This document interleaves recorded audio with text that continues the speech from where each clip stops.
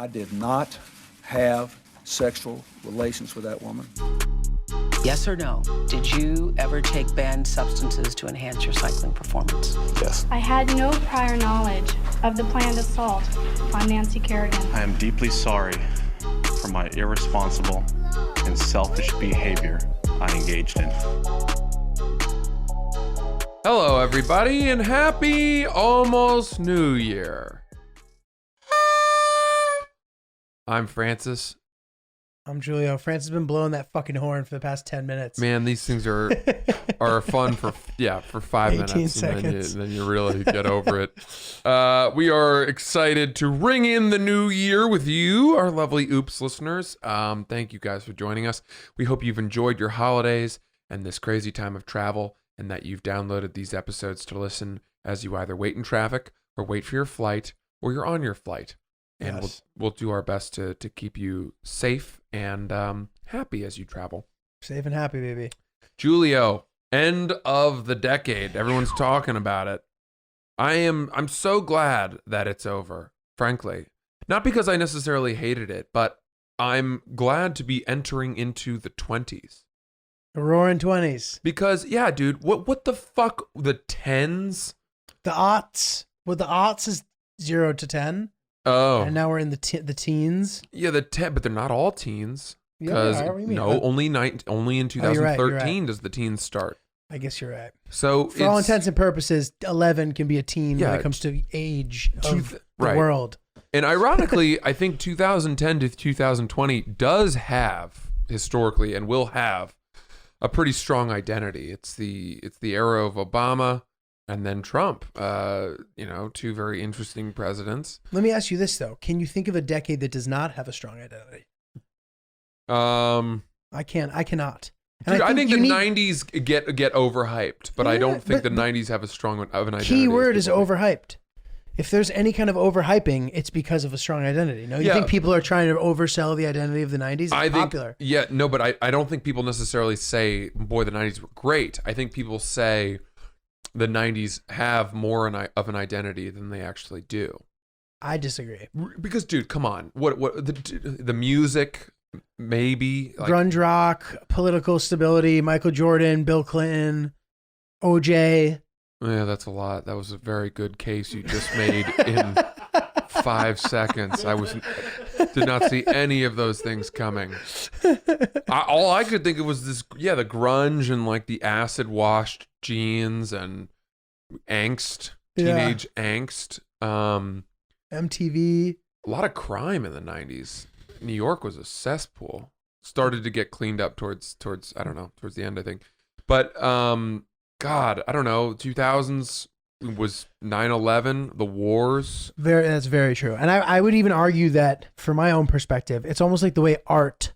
It's hard to have perspective about art until you are a little bit removed from it. You need space. And I feel it's the same way with decades. I feel like that 0 to 10 era will develop even more of a personality in the next decade. It's possible, but you're 10 right. to Strong 20. Already. You think the 10s into the teens will be remembered as because everyone talks about the 1920s in America as a time of incredible fun, prosperity, stock home market. from World War I, the country was booming, and of course it comes crashing down in 1929 with Black Monday. Friday? Was it Black? Well, I don't remember. No, that was Tuesday. the day Black Tuesday, the day the stock market died. It Herbert crashed Hoover. in 1929, the beginning of the Great Depression. So, it was almost like, well, you'll have this greatness, but it comes at a price. You'll have 9 years of incredible fun and lavishness that you'll have to pay for with a decade of terrible poverty and all this shit. So we, in the 2010s, would you say that the 2010s into the teens was a decade of prosperity and goodness that we're going to have to pay for? I mean, listen, it coming off the heels of 2008, which was sort of an economic downturn, which big time, second only to maybe the Great Depression. That's what they say. So, we were kind of pulling ourselves out of that. And, at any big event that happens, like that geopolitical worldwide impacted thing, will inevitably affect things. And I think it clearly did politically. and it set the tone for the next decade for sure. But I think that, the stock market's now the highest it's ever been. Yep. Relatively speaking. I don't know specifically today, but you know what I mean? And we've clearly come back from it, which is this brings up another thing that I was thinking about today. It's like you always hear about these people who lost all their savings. I was watching this. I posted this actually. It was a Pizza Hut commercial starring Gorbachev, who was responsible for kind of like ending the Soviet Union. A Pizza Hut commercial, and it's not, and they're speaking Russian the whole time, but then at the end, it's an English narrator. So it was for like Pizza Hut International, but it wasn't for like, this was a fucking Pizza Hut commercial. And he was saying how he did that for money, but then he lost all his savings and whatever. But I feel like Gorbachev said that? Yeah. Huh. He had no money, whatever. So it made me think everybody supposedly lost their savings in 2008 too. You know what I mean? Which means, all the stocks halved in value and everybody's money's gone. But if you can hang on to your fucking money, now you have more money than you did before then. You know what I mean? So I'm just wondering if I'm missing something there. And I know with the Madoff stuff, people literally lost all their money. Okay, so wait, what's your question?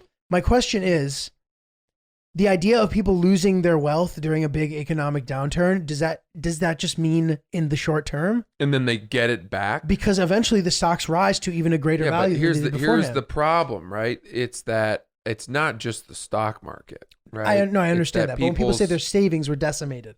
Yeah. So then, but those savings would theoretically be able to build back up to what they were. If you were able to get a good job again coming out of the downturn. Right. So the thing and then replenish your savings by setting aside 10% of every paycheck to keep building it back. But those savings that were then decimated would have built back. Yeah, only if you left them in the stock market. That's what I'm saying. Right. If you have the luxury of doing that. Like if you, let's say that you had $100,000 that was invested in, I don't know if whatever fucking in this, in the Dow or the S&P 500 in 2008, and it crashed and you lost half your value, but you didn't touch it. You didn't sell any of your stock. Right. Then yes, by now it will have hopefully recovered. But the problem 50% is than it was originally. Yeah, but the problem is that since in the 11 years since, you've had to pay mortgage bills and you've had to pay college tuitions and you've had to pay healthcare costs. You may have lost your job, and maybe you weren't able to afford any of those things, and so you had to sell a bunch of those stocks you had at half the price for which they were worth. And that's why, it all affects everything. That makes sense. Yeah. Yeah. For sure. Because my whole thing is predicated on the idea that you have the luxury of not being able to touch your savings. Yeah. In a world where nobody is changing their financial situation at all, in theory, everybody's recovered by now. Right. But that's just not really how it actually plays out. Gotcha. Well, so I was thinking about that, Yeah, things appear to be going pretty well with all that stuff. And you got to wonder, when is there any way to predict the next downturn? Because it's amazing how people who were considered the fucking gurus of finance, like Alan Greenspan, the brilliant guy, wrote the book on this and that. All of his theories that we all believed in and put all of our stock in, literally and figuratively speaking, have all been completely disproven. He is no longer a person who's respected and that kind of thing. So you always have to wonder, when is some shit like that going to happen again? Well, there's no way to know. I remember in AP US history, they told me that cyclically, the United States economy tends to trend toward a big dip every 20 years. Right.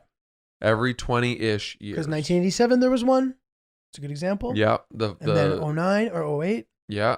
So the dot-com bubble bursting, I'd have to look at it, but I think basically, right now everyone is saying are we headed for another recession? I feel like it's coming. And, you hear that from a lot of people because frankly, the economy is booming in such a way that everyone just is expecting the other shoe to drop. But there's just as much evidence to say that it won't as there is to say that it will. Absolutely. And the job markets are steady, incomes are steady. Right now, unfortunately, we have to be a little bit more cognizant of realizing that this is a pretty good fucking time. Amen, dude. That's so true. And for some reason, we have this whole thing where we're always made to panic that our impending doom is in our future. Well, unfortunately, it's all politicized, right? The And Democrats news. are trying to make it seem like it's worse because they want Trump out, and then the Republicans are using it. Whatever. We're not political on this podcast. It's but just dude, that also the news too. Like you ever, and I know Yeah. this is like a hacky observation, but it's true. Like literally, it says breaking news every single time you turn on CNN, yeah, and it's not usually. There's No. some boring fucking. They're voting on agriculture laws. Right. It's not fucking breaking news. Nobody dude. cares. Yeah. But we have some breaking news on Oops the Podcast, and that is the year 2020 is going to be one for the ages. It's going to be a big one. 2020. Hindsight is 2020. All kinds of puns. Nice round number, 2020. 2020 is Ooh. nice. Let's set some goals. Let's talk about our resolutions. Everyone always makes New Year's resolutions, and then they fall apart within 2 to 3 weeks. What are your New Year's resolutions? God, I think my New Year's resolution is that I want to get in shape again. That's a good one. That's a It's a very very common one. standard Probably one. the most common, I would say. Probably the most common. The one. most common resolution. I've done it before. I like to think I felt great. Sometimes I forget that it happened during a period of time where I was very unhappy, which made it easier to be like, this is the one thing you can control. that I can control. And if I were to fall off the wagon of being in extremely good shape, I don't even want to think about how badly I'll feel because I already feel awful. Oh, yeah. So I don't know if You scare yourself into being I feel okay. You know what I mean? I feel pretty good besides the fact that I would like to be in better shape. Okay. All right. So when you say this, I mean, what's your plan for actually manifesting that resolution? Okay, so I know what has worked for me in the past, and I unfortunately have not been able to confront the fact that this has been the only way that has worked for me. But I didn't drink for like 4 months. I probably drank 4 times, 5 times. And there was a month and a half where I didn't drink at all. And like at the beginning, and I'm also leaving out the fact that I got the dengue fever in St. Bart's over New Year's, Wow. which really jump-started weight loss. I didn't really eat for like 5 or 6 days. And then that whole like being used to drinking on the weekend thing was out of my system. And my immune system was already weak from partying, which is why I think I ended up getting sick. So that really kickstarted a weight loss thing. And then also I was living in LA for 3 months, which not drinking everyone out culture, there, yeah. everybody's active. There's healthy food everywhere. So I've never really successfully been able to do it in New York. And I'm going to be honest, my chances of failure are high. Oh, that's sad. No. You know what we could do? We could do an oops. We could do a related- team like week of. All right, I'll be honest with you. Like I could write out what you guys should do in terms of activity in a week and exercise, and then what you should eat. The eating is the thing that I definitely need. Just for 1 week, Oh, boy. and see if we could stick to it. And we'd come back on the next episode and we'd talk about whether or not you two had stuck held to it. up your end of the bargain, and then you guys could have something for me too. Us guys being Chris, who is our lovely producer, who we're thankful for. Right. Well, because I know Chris, are you is a weight loss thing part of your New Year's resolution? You've been working Chris on has it. lost You've 40 come a pounds. long way since we met. You look so much better. What's your New Year's resolution? Definitely to lose more weight, yeah. Yeah. Hop awesome. on the wagon, as they say. Yep. Did you Got say it. that? But yeah. I love it. Do you have a specific amount of weight that you'd want to lose? I don't know. I'm just probably gonna go crazy until the summer and then just see how lose as much weight as I can. Yeah. What if you tried to lose another 40 pounds before the summer? You think you could do that? I'm gonna do probably more than that. Because I Let's- did that How in, much do what, you need to 3 lose? months? In your mind, how much do you weigh? You don't have to say if you don't want. Like 280 right now. And you want to be what? 225. How tall are you? 5'9". All right. Let's say, I know how to do it. I just got to do it. That's not my issue. because you've lost all this weight, but you've, And then I just like Petered started off. doing this all the time, and now I have an excuse. It's like, I don't want to go to the gym, and then I start eating, smoking more weed, just laying yeah. off all that You know, I smoke a lot of Weed is weed, bad and for me. and it causes me to eat stuff too. But if I surround myself with healthy shit, you can almost eat as much of it as you Chris want. is an Italian mom. That's He's no not shot. how it works. It doesn't Dude, matter. I Phil- fucking create things that don't Trust exist. me, I've been there. You have to baby-proof your apartment from Yeah, yourself. Well, I don't live in a One time I ate an entire jar of jam with a knife.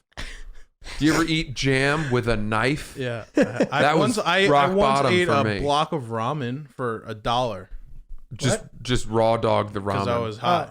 Yeah. That's bad, dude. That's tough. That's a It's bad tough moment. to chew through. That's bad. Uh, Francis, what are your resolutions? You know, I think a lot of it for me comes down to general happiness and appreciation and sort of mental health stuff. I Mhm. think it's realizing that my life is actually pretty great. To be more grateful for the people around me and the opportunities that I've been given.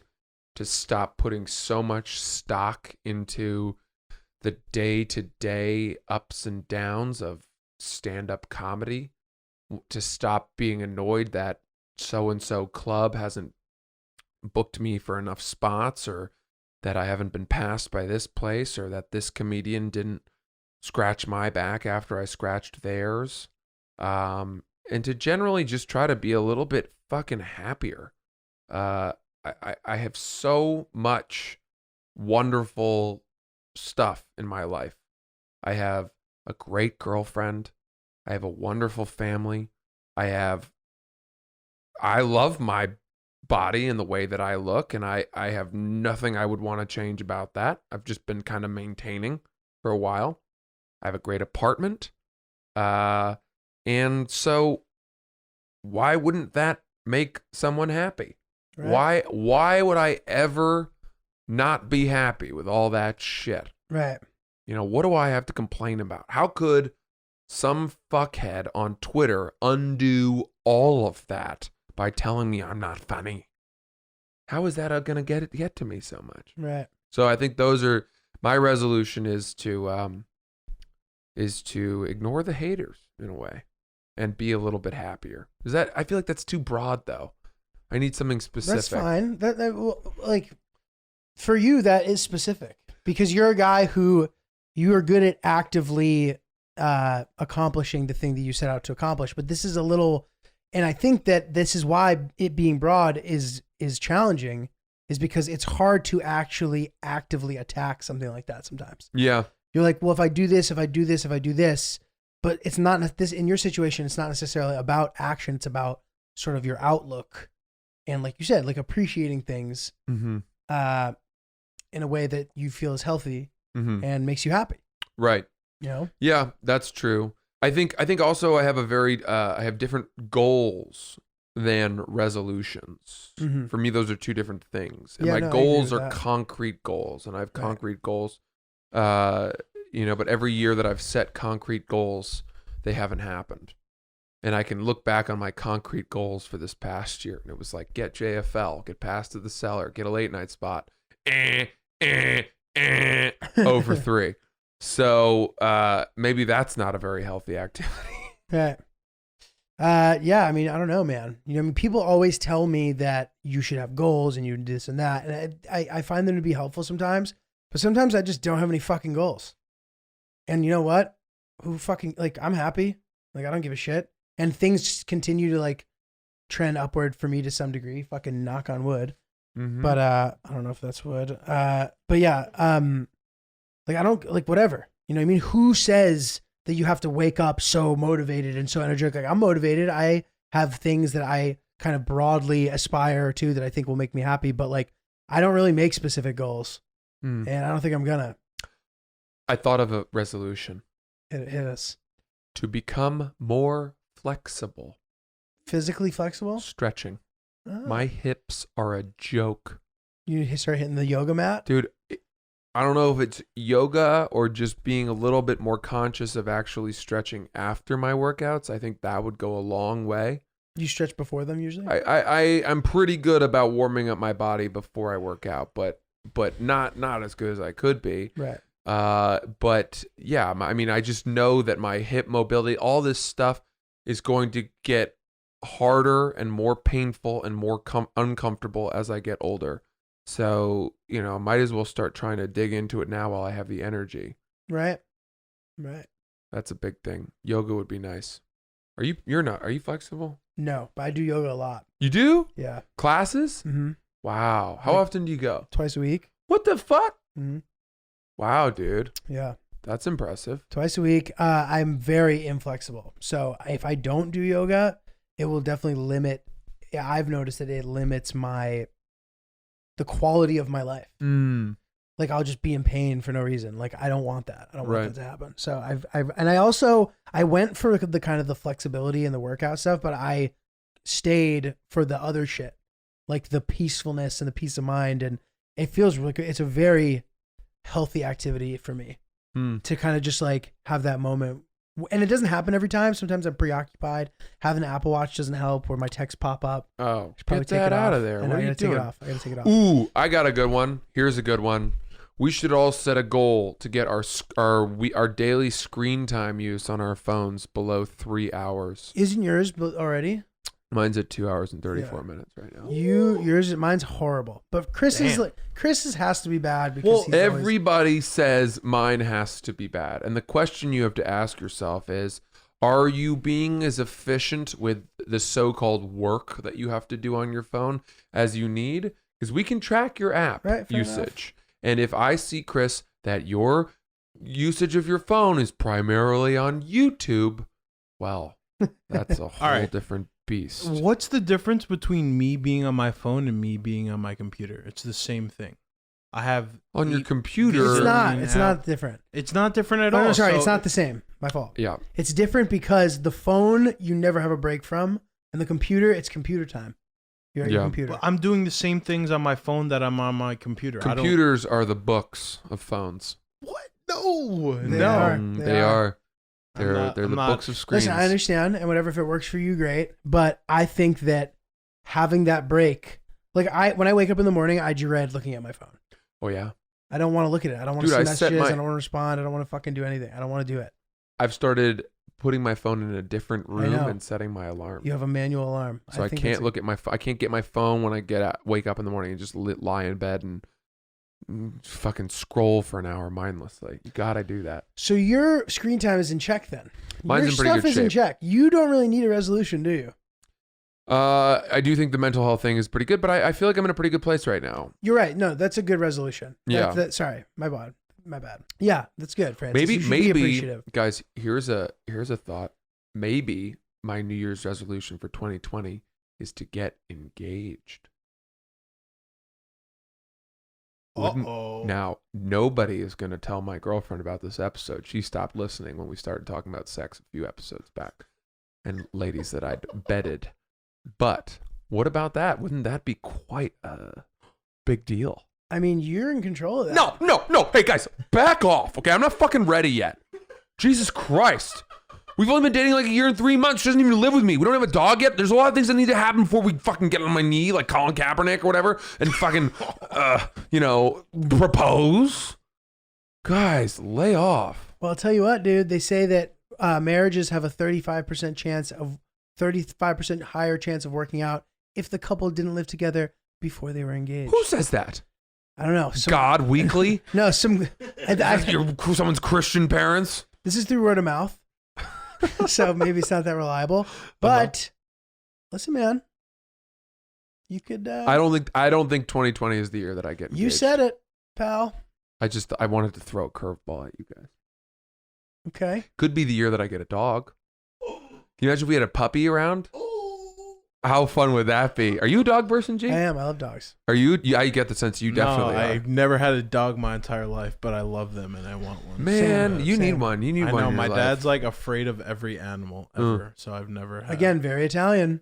Wow. Francis. Interesting. He got bit in the face by a dog when he was little. For sure. So yeah, that's just normal fear. That's not necessarily Italian. Yeah. I would have that same phobia. Italian. I tell you, sitting cross-legged on the couch like Chris is Italian. Yeah, my feet are freezing, bro. Chris has the most mobile hips of all the three of us. Sure I does. can't sit like that. Sure does. Can you? Not really. Probably not. Dude, what do you usually do on New Year's? Oh, good question. New York City, I try to avoid. Same. I try not to be here on New Year's. It's a mess, dude. But this year I'm going skiing. I like going skiing at New Year's. That's kind of become my thing. That's cute. It's good. Couple ski trip. It's fun. That's a good way to do it. I'll tell you what, the only time I have been in New York City for New Year's in the past 5 years, I sat in my bed and I was watching the SAG Awards screeners with a little dog who I was dog sitting by myself. Oof. And the dog vomited on my face. He's a little dog. And this must have been at like 12:15 in the evening. The New Year had just turned. Oh. And the dog vomited on my face while I was watching some like sad fucking screener movie. And it was rough. Actually, no, I was watching The Florida Project. Remember that movie? Oh, I did. I watched that It's a great movie. where it's like they live in a hotel. Mm-hmm. Yeah, that was a pretty fucked up movie, but So that was like a kind of that wasn't a great New Year's. That's a recipe for suicide. That was a Everything sad you one. just named. Everybody was on vacation. I was alone. It was sad. But I plan on not being here this year as well. Gotcha. No. Skiing's fun. Skiing is really fun. Yeah, it is. You got a lot of good stuff going on. Your life is shaping up nicely. Well, I hope If you so, man. trace to where you are today versus where you were 1 year ago, lots of different positive advancements. I agree with that. I agree, man. I agree. So hopefully we can keep it keep it cooking. What are you going to do for New Year's? Well, You got to hang out with your girl, right? so we're going to be in Palm Springs Oh, damn. and we're actually flying back on the red eye. So I think I'll be in the airport for New Year's. Jesus Christ. Wait, And- you and your girl? Yeah. And the only reason why we booked that flight because she thought she had to be at work and she doesn't now. So I don't know, whatever. But I don't really care. It'll be fun. It'll be a unique way to bring in the new year. I've never done it that way. You can kiss her On at a the plane. airport. And kiss her on the plane. One of the most romantic places to kiss somebody. Can you get in trouble for joining the Mile High Club when it's New Year's? Wow. What if I put a mistletoe in the airplane bathroom?